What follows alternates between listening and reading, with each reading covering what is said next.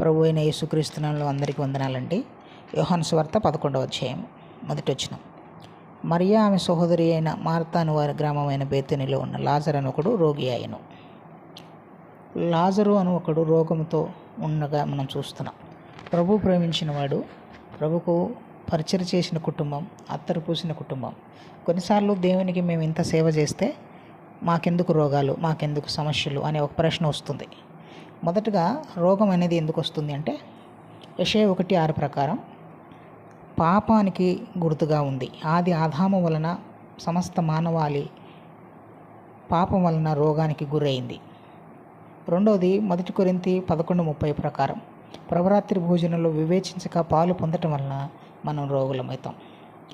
మూడవది ఏంటంటే రోగము అనేది దేవుని మహిమ కొరకు వస్తుంది. నమ్మిన వారికి రోగాలు రాకూడదు అని వారు ఉన్నారు, నమ్మిన వారికి శ్రమలు రాకూడదని వారు ఉన్నారు, కానీ దేవుని మహిమ కొరకు వస్తుంది. నాలుగవది రోగము, శ్రమలు, సమస్యలు ఇతరులను అర్థం చేసుకున్నట్టుకు వస్తుంది. కొన్నిసార్లు రోగము ఉంటే, శ్రమలు ఉంటే ఎంత పాపం చేశారో, ఎంత మోసం చేశారో అని ఇతరులను దూషిస్తారు. కానీ రోగము వచ్చినప్పుడు, శ్రమలు వచ్చినప్పుడు ఇతరులను అర్థం చేసుకొని వారి కొరకు ప్రార్థన చేయాలని ప్రభు మనకు నేర్పిస్తున్నాడు. ప్రభు ఈ మాటలు దీవించును గాక.